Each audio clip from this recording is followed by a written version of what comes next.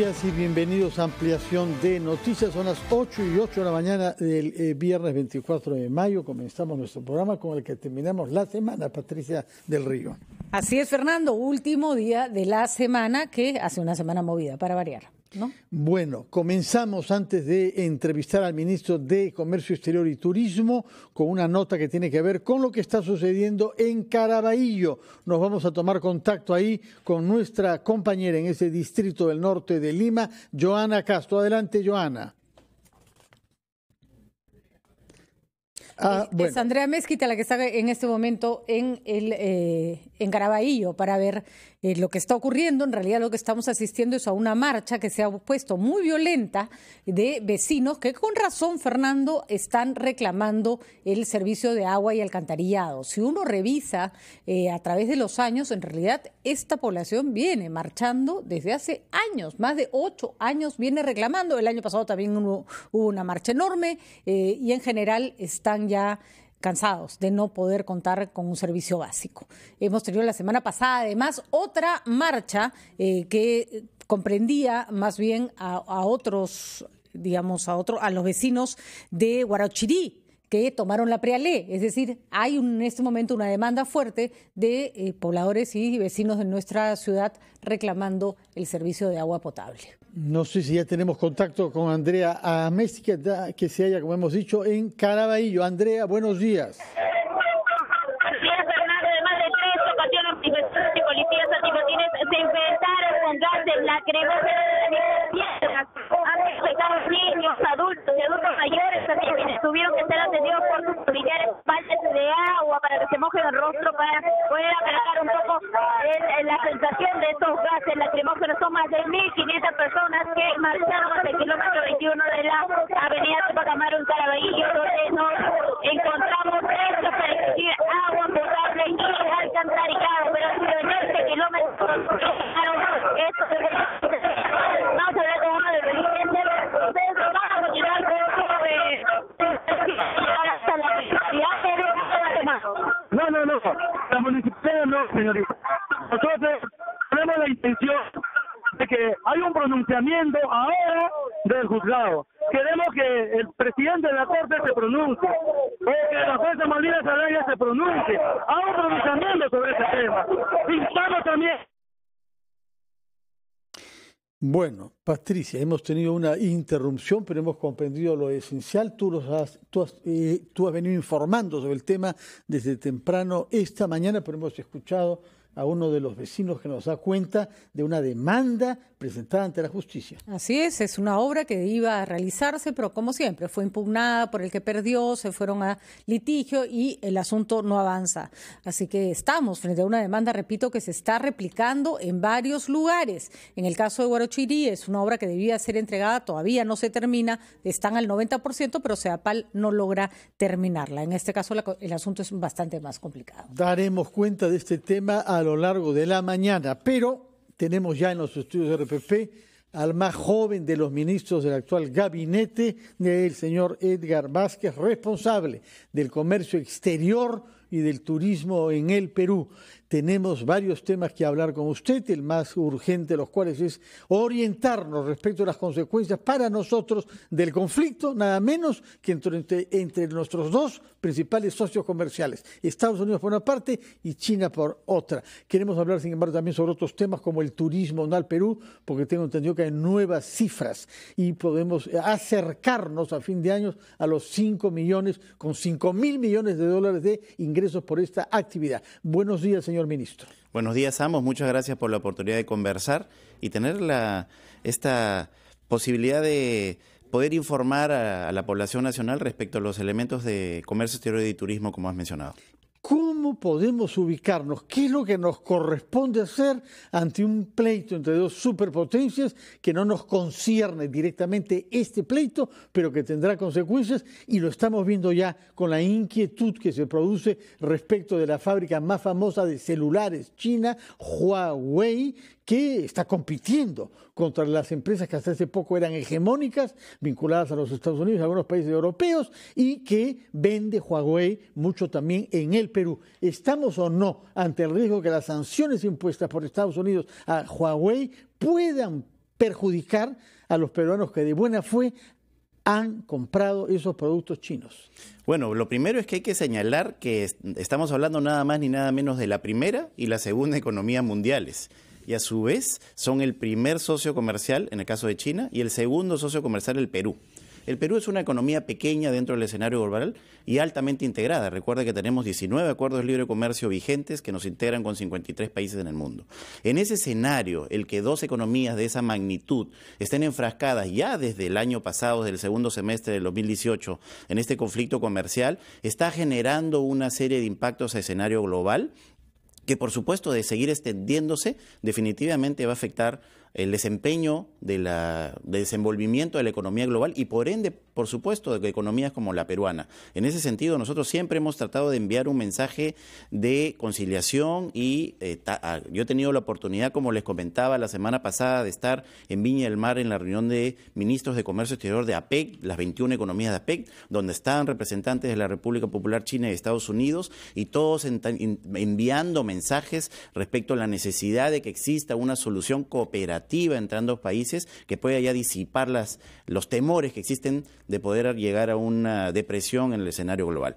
Definitivamente eso ya se está manifestando en la economía peruana, como ustedes saben, sobre todo por el lado de los precios de los commodities, los minerales, lo que ha generado que en el primer trimestre del año las exportaciones totales peruanas tengan un decrecimiento de 7.7%. Hay que destacar aquí en este escenario sí que nuestras exportaciones con valor agregado, las no tradicionales, siguen creciendo. Las exportaciones agropecuarias, por ejemplo, no tradicionales han mostrado un crecimiento cercano al 7% en este primer trimestre. Respecto Esto es destacable. Del año pasado, que ya fue un récord, ¿no? Fue un récord, así es. El año pasado en las no tradicionales alcanzamos 13.000 millones de dólares, superamos los 13.000 millones de dólares, lo que fue el récord histórico del Perú. Por supuesto que si esta situación sigue prolongándose, definitivamente vamos a tener que revisar las cifras respecto de la posibilidad de expandir nuestras exportaciones, sobre todo las tradicionales, que son las más impactadas.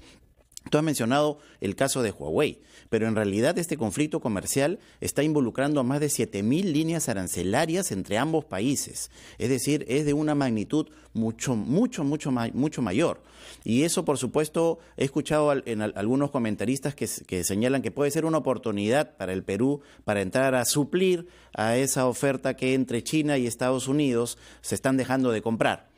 ¿Cómo podemos suplir nosotros algo que tiene que ver entre estas dos potencias? Es que, como te digo, estamos hablando de más de 7.000 productos que se están siendo afectados con aranceles de más de 25%. A productos del sector agropecuario, productos de las industrias manufactureras, del sector químico. ¿Qué podríamos vender nosotros aprovechando que los Estados Unidos elevan barreras arancelarias y que China réplica naturalmente? Precisamente hacia eso iba. En el muy corto plazo podemos proveer algunos componentes, por ejemplo, por el lado del sector de repuestos para el sector automotriz, del sector metalmecánico, algunos alimentos. Sin embargo, hay que tomar en consideración que estas son oportunidades de corto plazo. Si finalmente este conflicto sigue extendiéndose, la desaceleración de la economía global va a generar una reducción de la demanda y ese impacto podría ser incluso mayor que cualquier beneficio de corto plazo. Ministro, permítanos ir a una pausa, retomamos esta entrevista, pero queremos que nos hable sobre turismo en el Perú también, en momentos en que se nos informa las ambulancias del SAMU han llegado a Caraballo, donde se han producido enfrentamientos y personas heridas como consecuencia de estas protestas que tienen lugar en ese distrito del norte de Lima. Vamos primero a una pausa.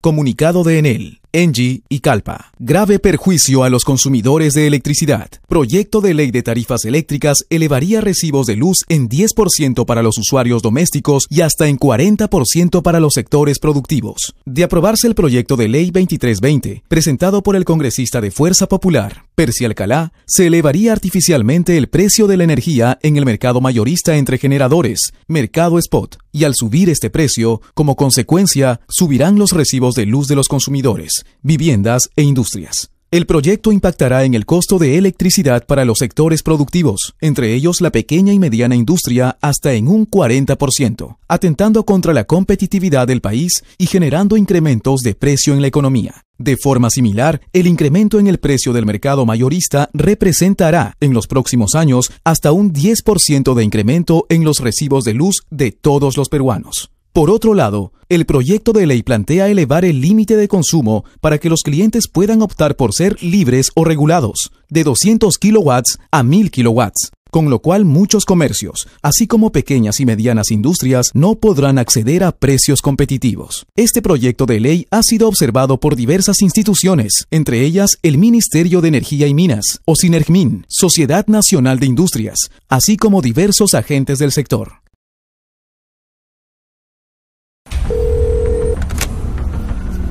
Tres sujetos armados nos están asaltando.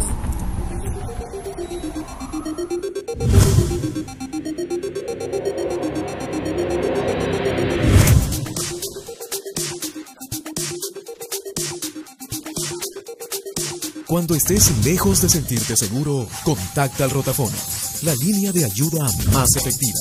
Llámanos al 438-8008. Contáctanos a nuestro WhatsApp 951-431-013 o encuéntranos en Facebook y Twitter usando el hashtag Rotafono.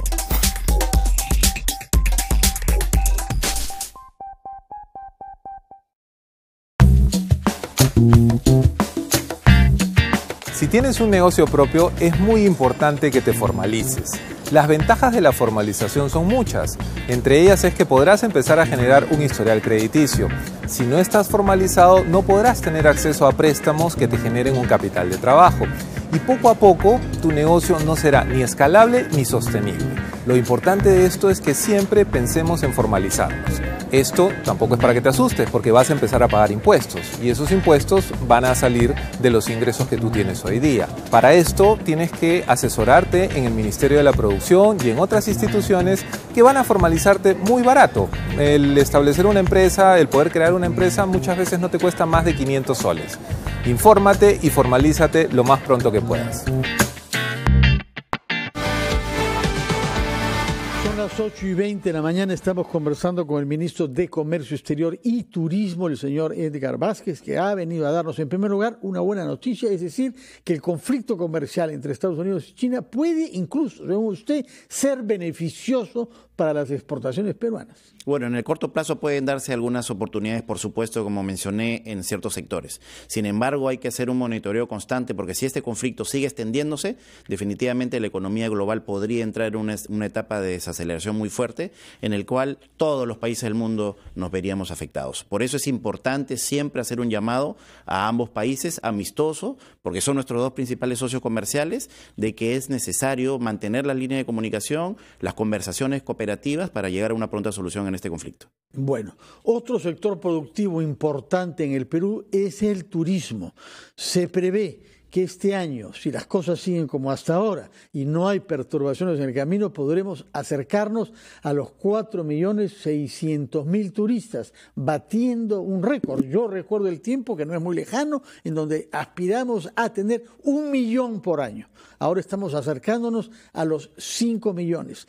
¿Qué hace falta hacer para mantener el flujo de extranjeros que quieren visitar nuestro país y que dejan dinero acá entre nosotros? La actividad turística es muy importante y el presidente Martín Vizcarra, el premier Salvador Solari, por supuesto quien les habla, estamos trabajando muy duro. Hemos puesto el turismo como una de las prioridades dentro del escenario de gobierno. Hemos anunciado cosas bastante claras durante el discurso de investidura y, por ejemplo, este último miércoles nosotros hicimos finalmente público el lanzamiento de la nueva campaña de promoción internacional del Perú, el mensaje en la maleta.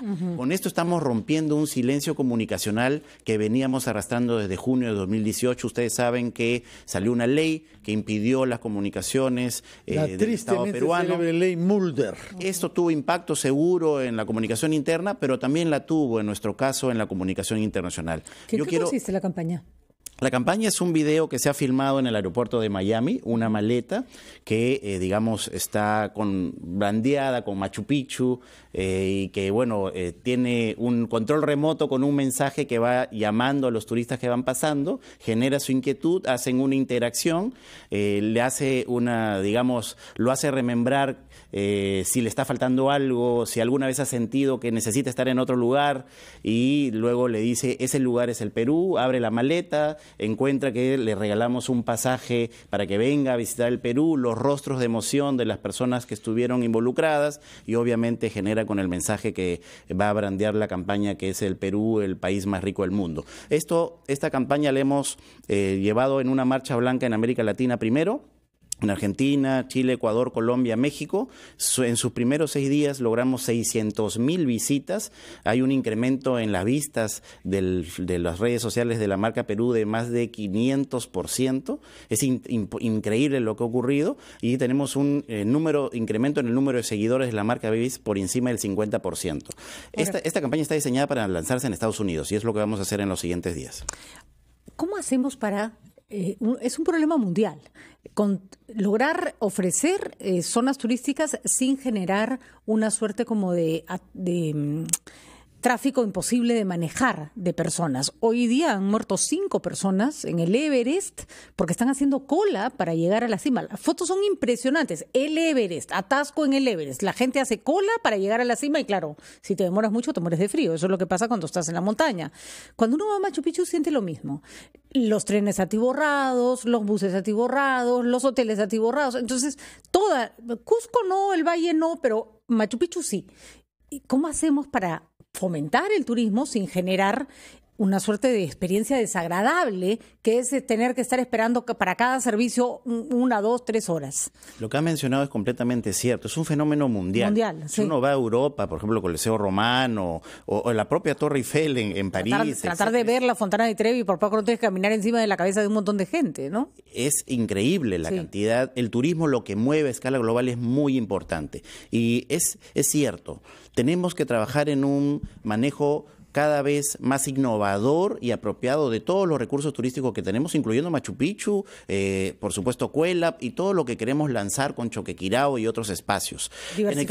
Diversificar, porque lo que necesitamos es hacer que el Perú pueda ser visto no solamente como un destino monotemático, en el que Machu Picchu es la única, digamos, sitio que la mayoría de los turistas internacionales quieren visitar, sino también poner en valor, por ejemplo, el circuito noramazónico, donde tenemos playa, donde tenemos Ipán, donde tenemos Cuelap, el circuito amazónico propiamente dicho, donde tenemos reservas en Loreto, en Ucayali, en Madre de Dios, por supuesto el sur con Arequipa, el propio Lima. Es decir, tenemos que generar espacios adicionales. Nosotros tenemos una serie de proyectos emblemáticos, tanto públicos como por el lado del sector privado, que estamos apoyando. Por ejemplo, en el caso público, a lo de Cuelap, nosotros queremos sumar también Choquequirao en un trabajo que tenemos que hacer conversado y coordinado con las comunidades para poder tener también, por supuesto, un ambiente social que nos permita desarrollar ese tipo de proyectos. En el norte, yo acabo de estar el día de ayer en Tumbes, por ejemplo, estuve en un sitio arqueológico que se llama Cabeza de Vaca,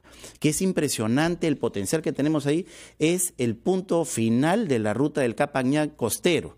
Y tiene una significancia pre-inca e inca tan relevante porque era el punto de acopio de la concha de Spondylus, que tiene una connotación sagrada, por ejemplo, y que, digamos, muy pocos peruanos lo conocemos, ¿no? Es increíble que algo como los caminos de Santiago en España tengan tanta afluencia turística y que nuestros caminos del Inca no hayan sido puestos en valor de la misma manera. Hay realmente rutas hermosísimas que nadie circula, que no están puestas en valor. Y ahí es cuando uno se pregunta, ¿el aeropuerto de Chinchero es importante? Sí, pero no va a generar un flujo turístico que no se va a poder manejar, además de las miles de críticas que tiene sobre el impacto que podría tener sobre tanto el aspecto arqueológico como ambiental.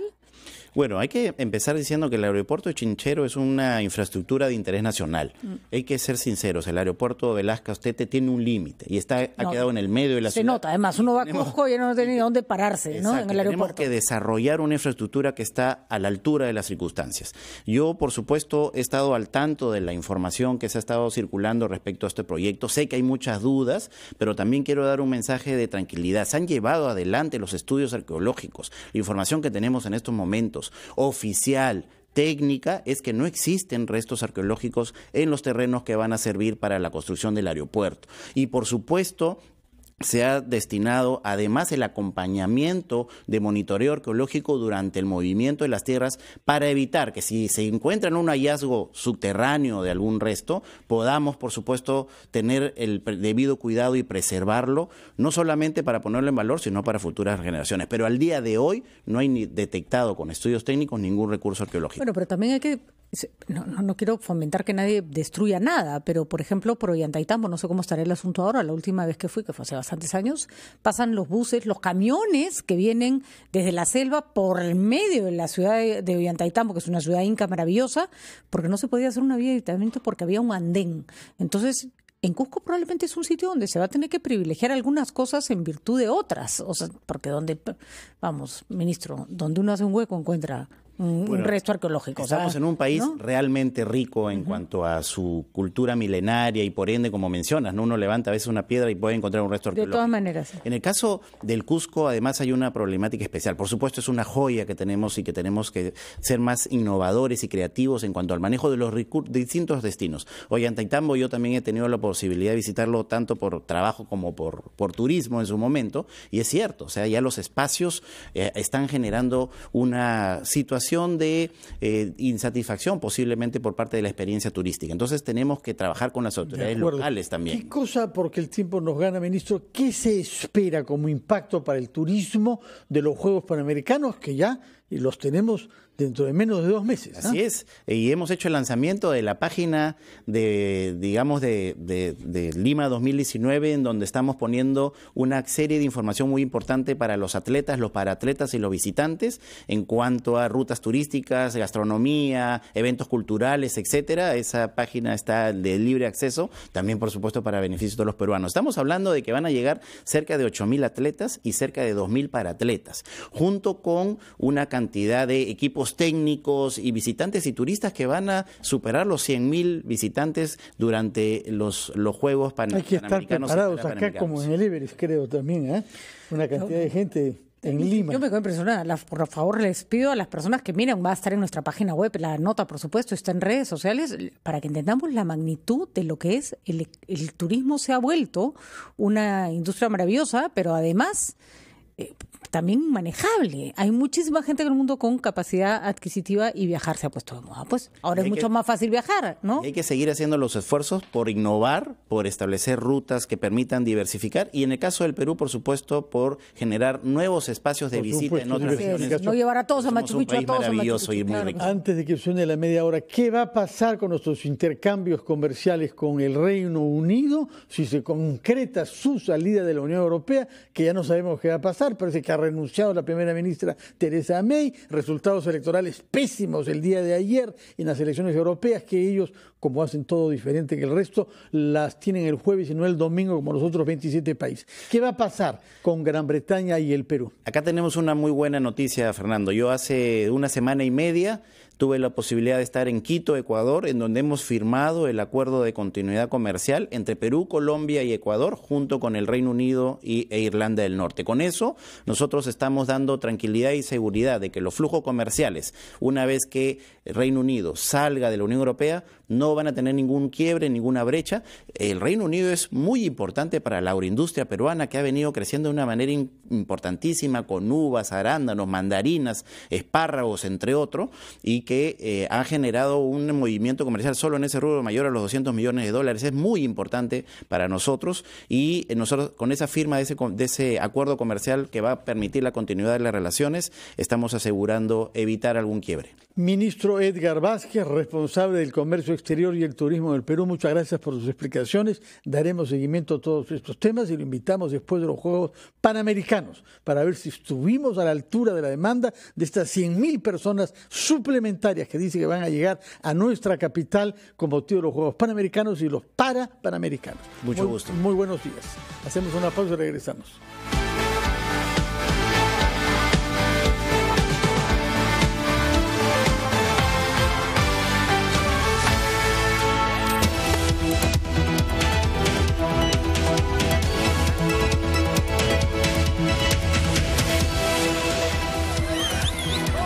La policía dispersó a cientos de manifestantes que bloquearon la carretera hacia Canta para exigir obras de agua y desagüe en Caraballo. Esta madrugada asesinaron en el Callao a Omar Rossi Gutiérrez, el ex brazo armado de la organización criminal Barrio King. El Poder Judicial evaluará hoy el pedido de comparecencia restringida e impedimento de salida contra Samir Atala y Antonio Nava en el marco de las investigaciones por el caso Odebrecht. El Poder Judicial sentenció a 5 años de prisión al congresista de Fuerza Popular Joaquín Dipas por el delito de colusión ilegal. 3 muertos y más de 20 heridos dejó un violento tornado que afectó el estado de Missouri en Estados Unidos. Paolo Guerrero anotó 2 goles en la victoria del Inter de Porto Alegre por 3-1 ante el Paysandú en el estadio Beira Río.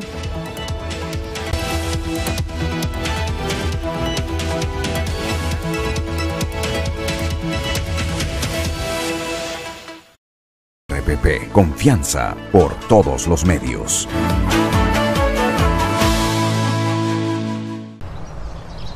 Radio Oxígeno.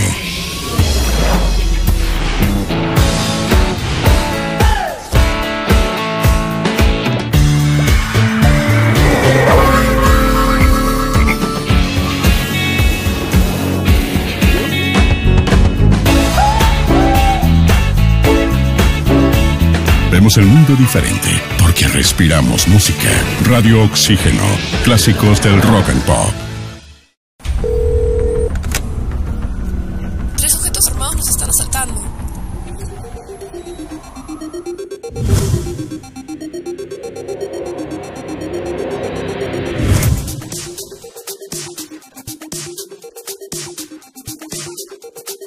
Cuando estés lejos de sentirte seguro, contacta al Rotafono, la línea de ayuda más efectiva. Llámanos al 438-8008. Contáctanos a nuestro WhatsApp 951-431-013 o encuéntranos en Facebook y Twitter usando el hashtag Rotafono.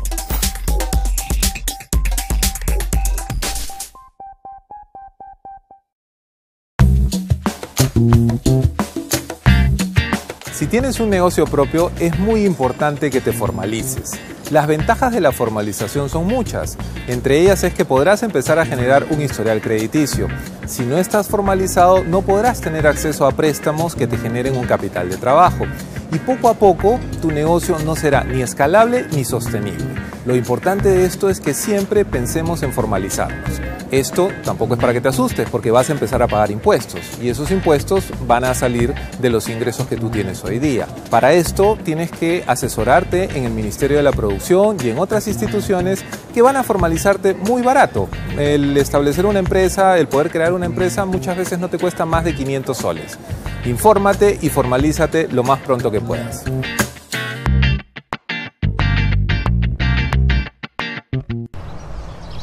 Radio Oxígeno.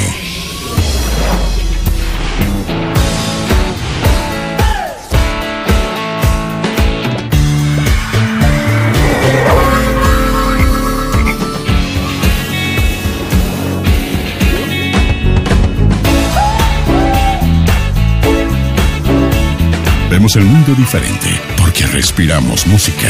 Radio Oxígeno, clásicos del rock and pop. 3 sujetos armados nos están asaltando.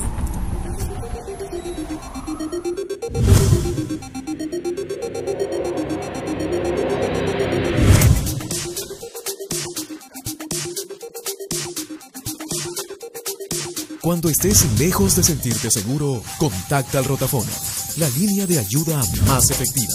Llámanos al 438-8008. Contáctanos a nuestro WhatsApp 951-431-013 o encuéntranos en Facebook y Twitter usando el hashtag Rotafono.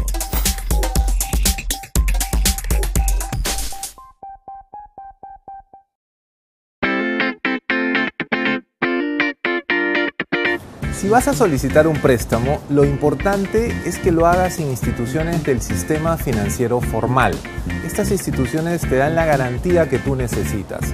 Tengamos mucho cuidado con los prestamistas informales, con esas personas que te están ofreciendo el dinero inmediato, pero con altas tasas de interés y con otros riesgos asociados que al final nos pueden traer muchos problemas. Para conseguir una mejor tasa de interés es muy importante que identifiques los productos que tienes. Por ejemplo, la tarjeta de crédito, tu cuenta de ahorros o tu cuenta sueldo.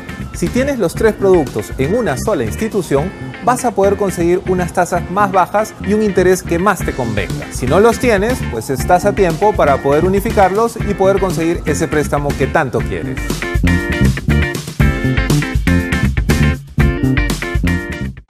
RPP, confianza por todos los medios.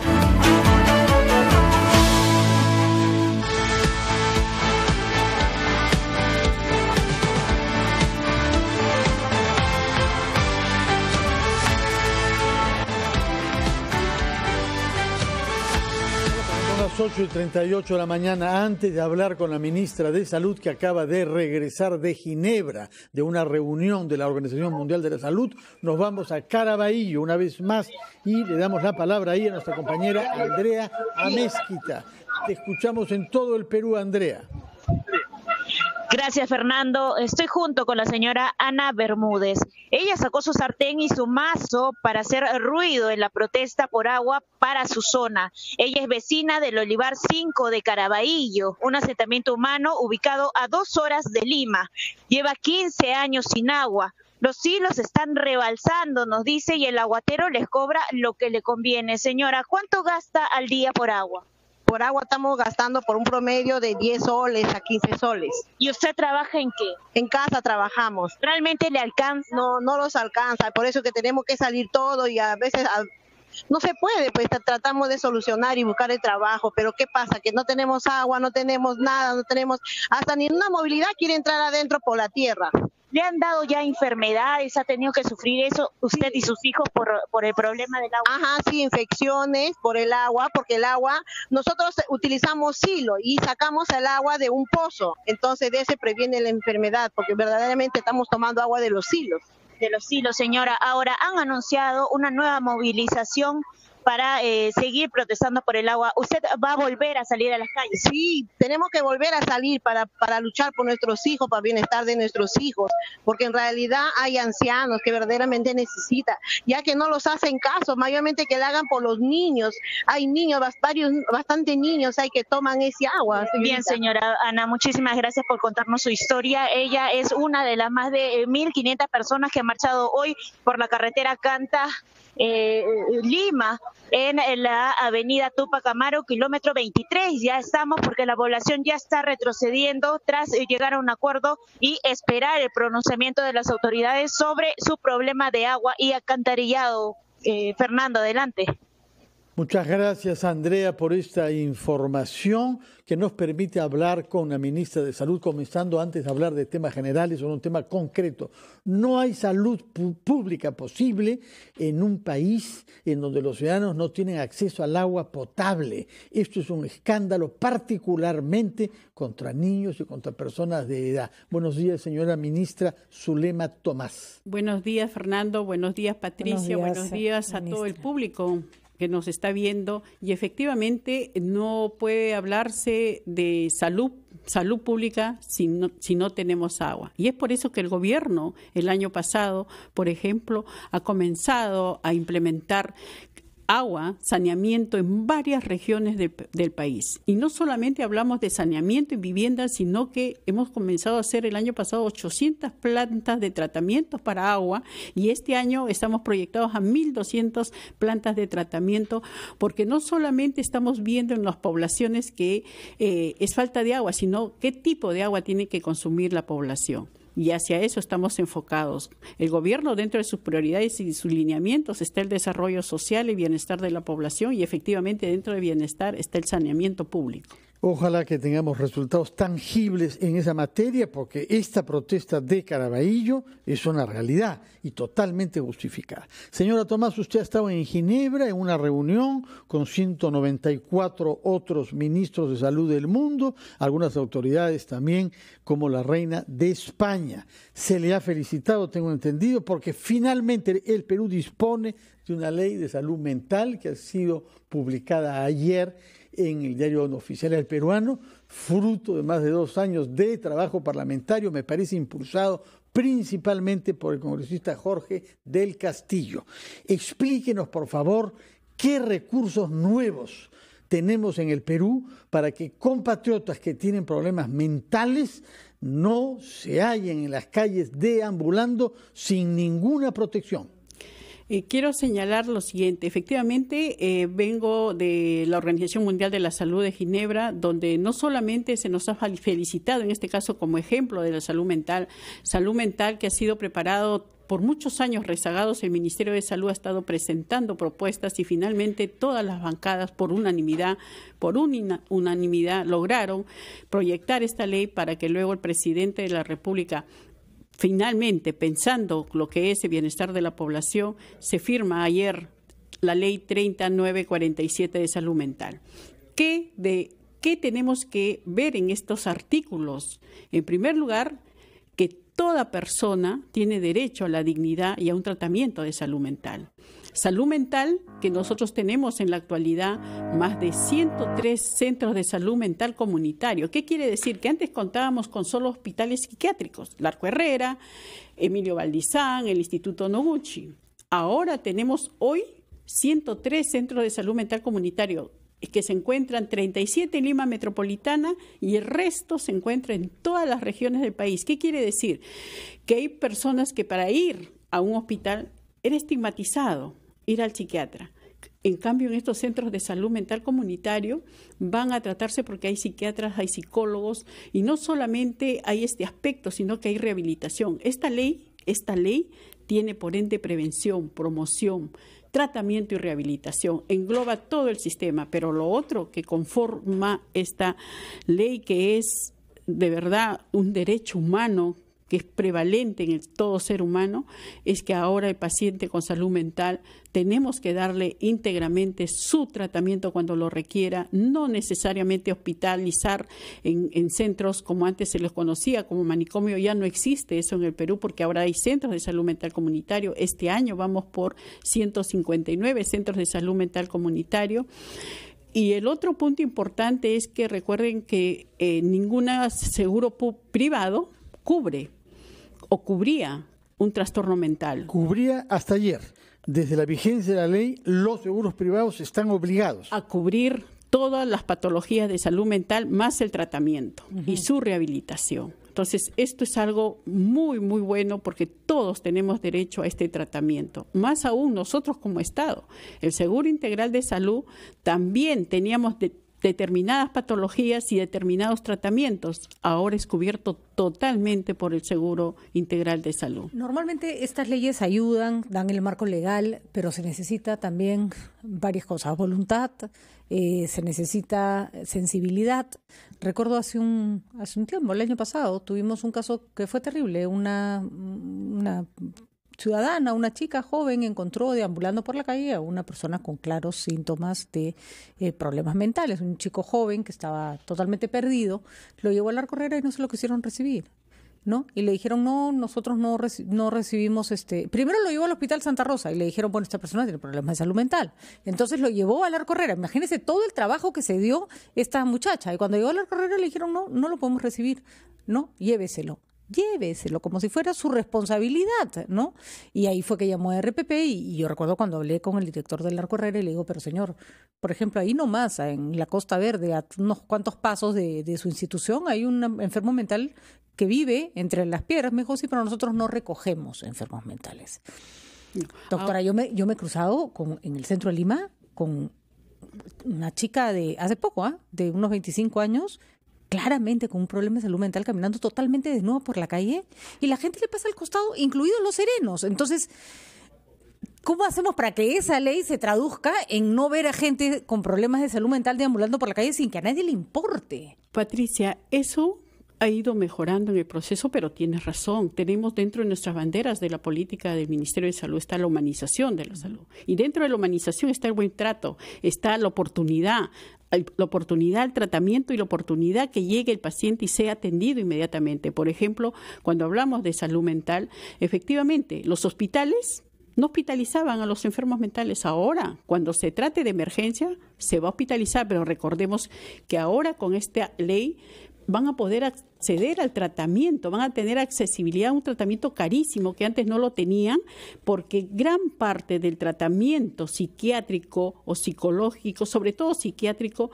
se lo hace en medio y en torno a la familia y a la comunidad. Así es, se habla ya no hay esos manicomios donde se les amarraba, se les encarcelaba, ¿no? Pero también pasa, doctora, que muchas, en este caso, por ejemplo, este muchacho era hijo de un anciano que tenía 3 hijos con el mismo problema. Entonces se le perdió el hijo y ya no lo fue a buscar porque ya no se daba abasto. Entonces también hay familias que no se dan abasto para cuidar a sus propios enfermos mentales, ¿no? Por eso que esta ley engloba a la mujer, al Ministerio de la Mujer, es multisectorial, al MIDIS, engloba al Ministerio del Interior, al Ministerio de la Sanidad de las Fuerzas Armadas, engloba también desde el punto de vista, es a casi 9 ministerios donde intervenimos para realmente tratar. Bueno, en todo caso está justificada, parece, la felicitación que ha recibido usted en Ginebra. Naturalmente esta ley, yo mencioné a Jorge del Castillo, no es la única persona que la ha promovido, se nos menciona también, entre otras, a Marisol Espinosa,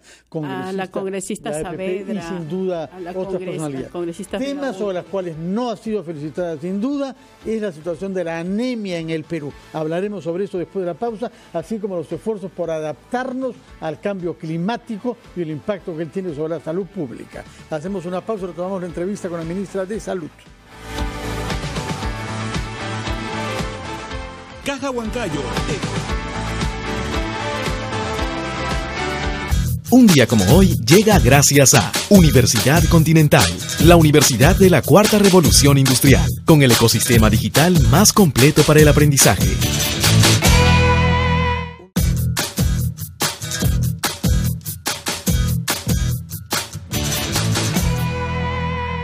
Un día como hoy, 24 de mayo, en 1941, nace en Duluth, Estados Unidos, el músico Robert Allen Zimmerman, más conocido como Bob Dylan, nombre que él mismo se da en honor al poeta Dylan Thomas. En 1960, deja la universidad y se muda a Nueva York, donde sus presentaciones en bares le valen que el New York Times publique una crítica sobre él. A raíz de esto, firma su primer contrato con una disquera y saca su álbum debut, Bob Dylan. Con esto da inicio a una larga y exitosa carrera, a lo largo de la cual no deja de reinventar su estilo musical, cosechando un Oscar y varios Grammys. 23 años más tarde, un día como hoy, en 1964, ocurre una tragedia en el Estadio Nacional. A pocos minutos de terminar el partido en que Perú y Argentina se disputaban un lugar en Tokio 64, se produjo el que habría sido el gol peruano del empate. Sin embargo, el gol es anulado y los hinchas enfurecidos crean disturbios que la policía intenta controlar erróneamente con bombas lacrimógenas. El público intenta huir, pero las puertas del estadio se encontraban cerradas. Al terminar la hecatombe, se registran más de 300 muertos. Esto sucedió un 24 de mayo, un día como hoy. Un día como hoy llegó gracias a Universidad Continental, la universidad de la Cuarta Revolución Industrial, con el ecosistema digital más completo para el aprendizaje. para la mejor enfermera, maestra. No existe el regalo ideal, pero cuidar su salud es la mejor forma de seguir disfrutándola. Y en el mes de mamá, en la Clínica Cayetano Heredia, tenemos descuentos en todos nuestros servicios ginecológicos, ecografías y mamografías. Clínica Cayetano Heredia. Radio Oxígeno.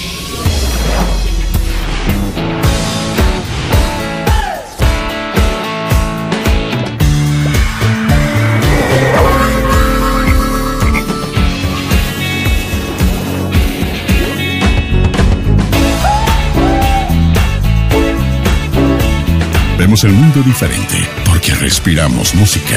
Radio Oxígeno. Clásicos del rock and pop. 3 sujetos armados nos están asaltando.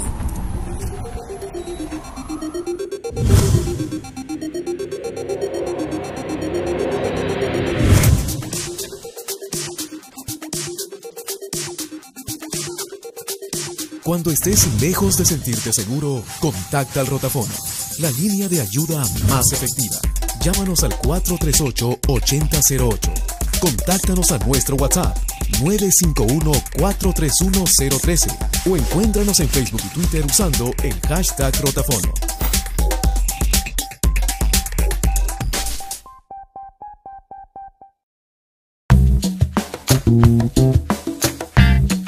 Si tienes un negocio propio, es muy importante que te formalices. Las ventajas de la formalización son muchas. Entre ellas es que podrás empezar a generar un historial crediticio. Si no estás formalizado, no podrás tener acceso a préstamos que te generen un capital. Estamos conversando con la ministra de Salud, Zulema Tomás. Hemos hablado sobre la promulgación y la publicación en el peruano de la Ley de Salud Mental. Nos hemos referido a patologías graves como la demencia radical, pero hay también dolencias mentales que no impiden el desarrollo de la vida cotidiana y que a veces están asociadas con algunas conductas como la ludopatía o la adicción a las drogas, sin hablar de la violencia, particularmente contra las mujeres. ¿Cuál es la importancia? Que existan ahora en los centros de salud comunitarios, es decir, no los grandes hospitales, sino los lugares cercanos a las poblaciones, de médicos y personal especializados en problemas de salud mental, según manda ahora la ley. Efectivamente, contamos con 103 centros de salud mental comunitarios donde hay psiquiatras, donde hay psicólogos y que podemos atender a la familia que está muy cercano a estos centros de salud. Y usted ha dicho algo muy claro, la ludopatía, donde se presenta en niños y adolescentes, que ahora las madres pueden llevar a sus niños, a esos los drogadictos, el alcoholismo. Nosotros tenemos la segunda causa de enfermedad en nuestro país, es la depresión. Ahora está por encima de hipertensión arterial, está por encima de diabetes. Entonces tenemos centros de salud mental comunitario que podemos con esta ley darle el tratamiento y darle también la rehabilitación. Con medicamentos. La depresión ahora se puede tratar con medicamentos. Por supuesto, la depresión es una disminución de un neurotransmisor cerebral. Algo que siempre nos mantiene a nosotros contentos, alegres, pero cuando esto nos falta por cualquier causa, fallecimiento de un familiar, separación de la pareja, o ¿por qué tenemos tanto? Pérdida del trabajo. O pérdida del trabajo. Mudanza. Exacto. ¿No? A veces a uno le cae todo junto, además, ¿no? Efectivamente. Entonces, este neurotransmisor llamado serotonina disminuye. ¿Qué tenemos que darle? Serotonina. Y nosotros le damos a través de esta ley, vamos a poder dar esta medicación gratuitamente, sobre todo a aquellos que están cubiertos con el Seguro Integral de Salud. Pero por otro lado, también esta ley va a permitirnos de que no solamente antes a un paciente, o como acaba de decir Patricia, que encontró a una persona paseándose por la calle y no podían hacer nada de ninguna manera, los hospitales van a tener que recibir a estos pacientes para darle un tratamiento por horas. 12 horas, 24 horas, ¿no? Y luego continuar con el proceso en los institutos más especializados. Pero como decía Patricia, lo llevan de emergencia y no, yo no puedo aceptar porque yo no cubro esta enfermedad. Ahora van a tener que cubrir esta enfermedad. Una de las características que hace todo esto más complicado es que los medicamentos son carísimos, pero además son mucho más caros que en otros países. Otra vez tenemos el problema de un medicamento al que tiene que acceder la población y que resulta 10, 15 veces más caro si lo comprara en países vecinos o en Europa. ¿Qué hacemos al respecto? ¿Por qué tiene que ser así? Por eso que el gobierno y el presidente Vizcarra se ha comprometido conjuntamente con la que hable el Ministerio de Salud a poder cambiar esta ley donde, ¿sabes que los medicamentos en la Constitución son mercancías? Están valorados como mercancías, por eso es monopólico. Ahora tenemos que cambiar esta ley. Son insumos y dispositivos médicos que salvan vidas. Por lo tanto, no pueden ser mercancías. Y es por eso que tenemos los medicamentos más caros.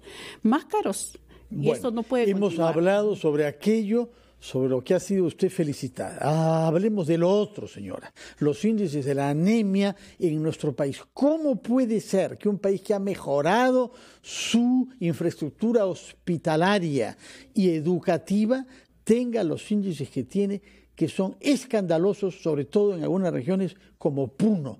¿Qué le han dicho sus colegas de la OMS en Ginebra sobre este tema y qué campaña vamos a hacer para terminar el año 21 con resultados menos vergonzosos? Sí, efectivamente, en Ginebra se trató este tema porque se asoció a la desnutrición y somos el país que en 10 años hemos disminuido la desnutrición de 28 a 12%, pero sin embargo en 5 años la anemia se ha mantenido en 43.5%. ¿Qué estamos haciendo? Hemos comenzado a ir casa por casa con actores sociales. El gobierno ha transferido 50 millones de soles a los alcaldes porque cumplen un rol fundamental. Así como usted me pregunta, ayer ha sido reconocido el Perú mundialmente en Ginebra. Ha recibido el premio el distrito de Higuaín en Ayacucho por haber bajado la anemia de 32 a 14. ¿Quién lo hizo? El alcalde con la comunidad y los médicos. Permítanos regresar al origen de nuestra conversación, el agua y su impacto nefasto sobre la salud pública. Tomamos contacto telefónico con el señor César Ramos. Él es director del programa Aguas Segura del Ministerio de Vivienda. Señor Ramos, buenos días.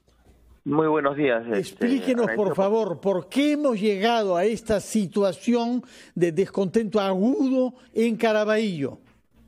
Bueno, un poco el relato del tema. Nosotros, el programa Agua Segura, se encarga de cerrar brechas.